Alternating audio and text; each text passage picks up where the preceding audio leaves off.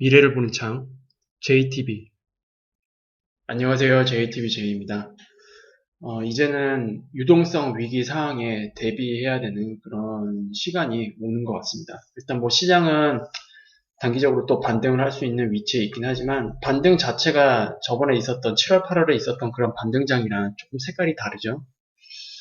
굉장히 위아래 좀 불안하게 움직이는 형태. 그리고 힘도 많이 약해졌습니다. 뭐 때문에 이렇게 좀 약한지 그런 시장에 깔려있는 심리들 이런 것들을 최대한 한번 끄집어내서 좀 설명을 드려보도록 할게요. 이제는 인플레이션 시나리오를 이제 최종적으로 두 개로 나눠서 봐야 될 것 같거든요. 그리고 연말에 이 포커스가 이동될 수 있는 큰 변곡점에 있다. 그렇게 생각을 할 수 있습니다. 이 부분에 대해서는 제가 다음 장면에서 좀 자세히 설명을 해드릴 거고요. 일단 인플레이션 관련해서 말씀을 드릴게요. 이번에 발표된 인플레이션 보면은 에너지 가격 빼고는 이제 다 오름세에 있죠.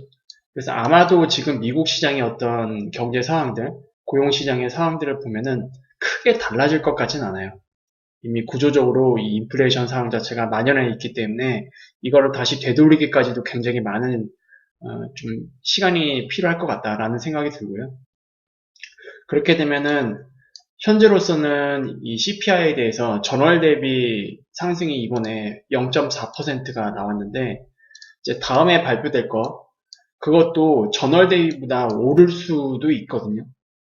그런데 그나마 에너지 가격에서 이렇게 전월 대비 계속 하락을 했었기 때문에 그나마 이 정도인데 만약에 다음 달에 발표될 그러니까 이번 달 CPI죠. 이번 달 CPI에서 이 에너지 가격이 전월 대비 하락하지 않는다. 이 시나리오도 이제는 좀 살펴봐야 될 것 같습니다. 물론 아직까지 뭐 한 12일 정도? 그 정도 남아있긴 하죠. 일단 전월 대비로는 이제 이 데이터랑 비교를 해야 돼요. 이 데이터가 9월 달이거든요. 여기가 지금 현재 진행되고 있는 10월 달입니다. 9월 달에 에너지 가격, 미디안 가격을 보면은 딱 이 가격이에요. 대략적으로 82에서 83달러 정도 WTI 기준. 근데 지금 가격이 딱 그 위치에 있습니다. 그래서 이거보다 밑으로 끝내야 됩니다. 10월 달에 최종적인 이 가격 자체가. 그런데 이 가격이랑 비슷하거나 오히려 이 위로 올라와서 10월 달에 끝난다. 그러면 이제 다음 달에 발표되는 CPI에 좀 부정적인 영향을 끼칠 가능성이 굉장히 높아요. 그래서 요거를 좀 정리를 해볼게요. 먼저 시나리오 1입니다. 어쨌든 지금 말씀드린 이 CPI는 11월 FOMC 이후에 발표되거든요. 11월 FOMC가 월 초예요. 1일에서 3일 요 사이에 있는 걸로 알고 있는데 그러면 지금 진행되고 있는 이 10월 달의 CPI는 11월 FOMC 이후에 발표되는 거기 때문에 11월 FOMC에 영향을 미치지 않습니다. 이미 11월 FOMC는 거의 75bp 인상이 거의 확실시되고 있기 때문에 이건 일단 넘어가도록 할게요. 그러면 그 다음에 있는 FOMC가 이제 12월 달이죠. 그리고 12월 FOMC 같은 경우에는 점도표도 발표되기 때문에 굉장히 좀 중요할 겁니다.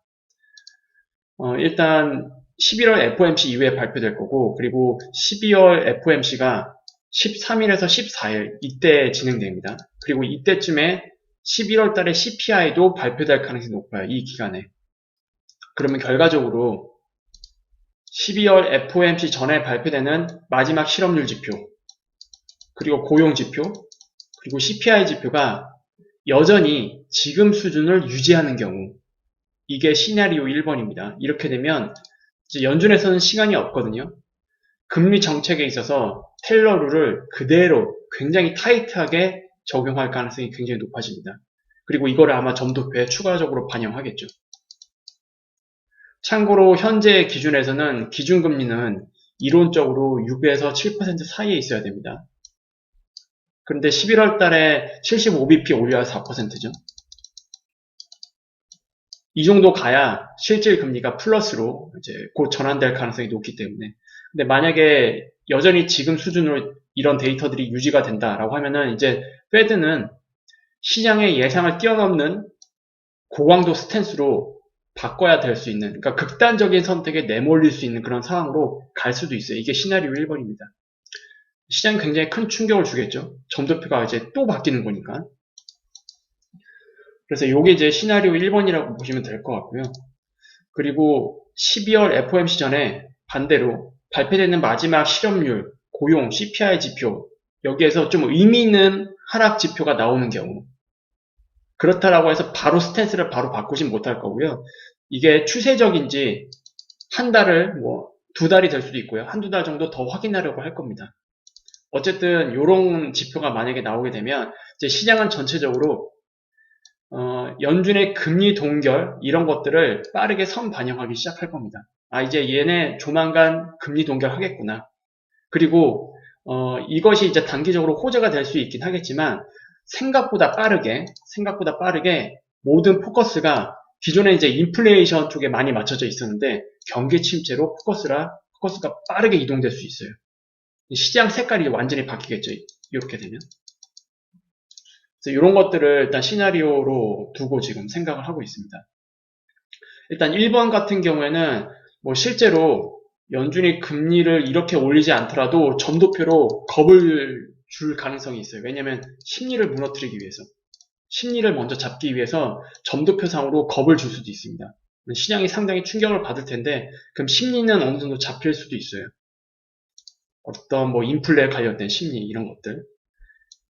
점도표상에서 솔직히 뭐 이것까지는 아니어도 5에서 6%요 사이의 점도표가 나오게 되면은 사람들이 이제 확 움츠릴 거거든요. 소비에 대한 부분도 뭐 굉장히 많이 걱정을 해야 될 거고. 그래서 실질적으로 이렇게 움직일지는 모르겠지만 지금 수준의 지표를 유지한 상태로 12월 FOMC를 맞이하게 된다면 연준이 미리 점도표로 겁을 줄 가능성이 높다. 이렇게 보시면 될 것 같고요.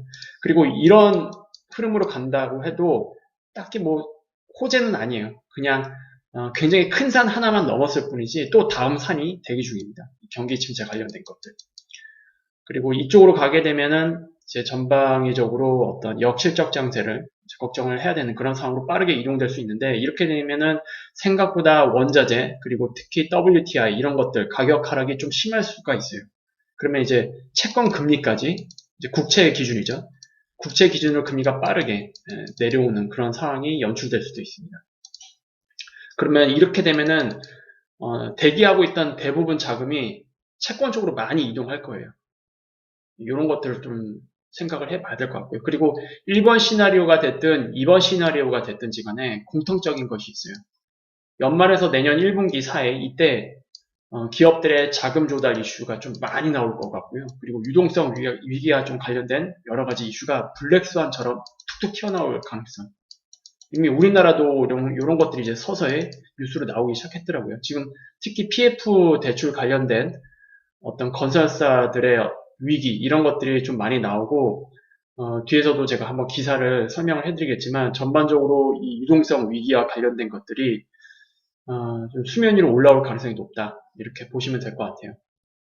이런 것들은 이제 정말 시장에 신용 경색을 만들어낼 수 있는 그런 위기를 만들어낼 수 있거든요. 그래서 이런 것들을 좀 우리가 조심스럽게 살펴봐야 되는 상황입니다. 그리고 이제 유동성 위기가 나왔으니까 이제 옐런 재무장관이 10월 13일 정도에 말을 바꿨죠. 기존에는 유동성 위기에 대해서 언급이 없었어요. 전혀 걱정하지 않아도 된다. 그런데 유동성 상실 우려 이런 위기가 있을 수 있다.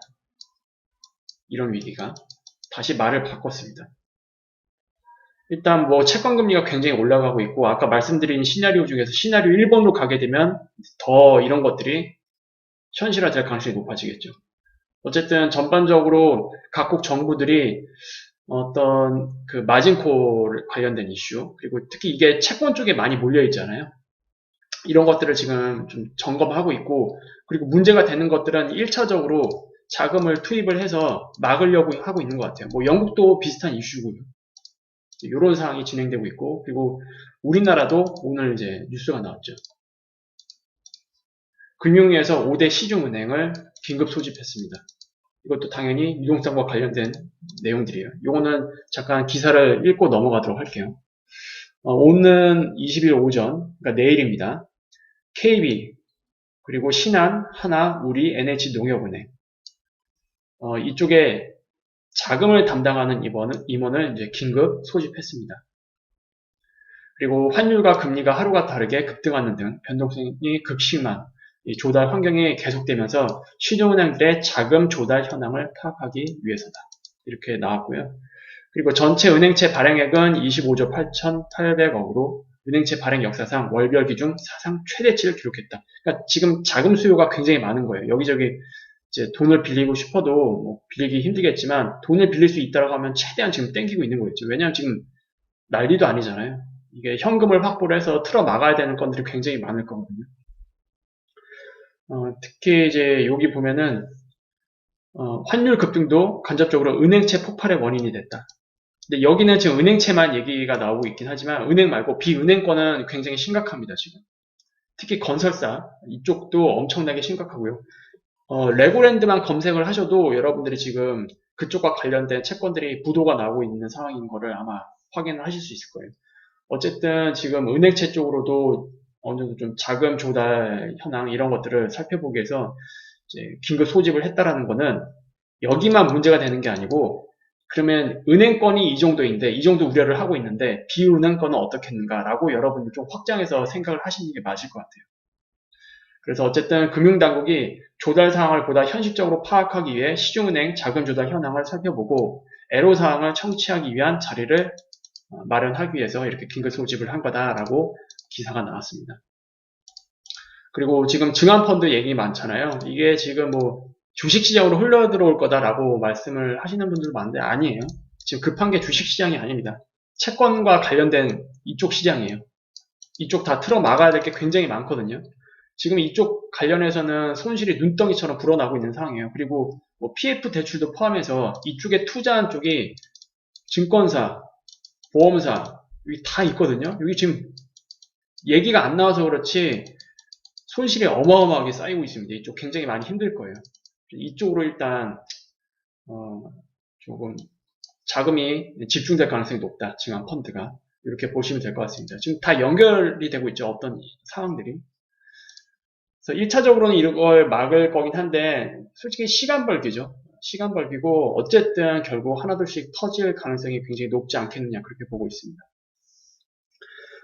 그래서 지금 저 같은 경우에는 멤버십 분들한테도 이번 반등 좀 다른 것 같다 느낌이. 그래서 이번 반등장은 웬만하면 따라가지 않겠다. 차라리 반등 나오는 거 잘 지켜보고 있다가 조금 하방 포지션을 구축하는 게 더 맞지 않을까라는 생각을 제가 공유를 해드렸는데 지금 증시에서 반등을 노리고 뭐 단기 매매 하시는 분들도 많고 그리고 여기에 물을 태워가지고 빠져나오기 위해서 좀 무리하게 좀 자금을 쓰시는 분들도 분명히 있을 거예요.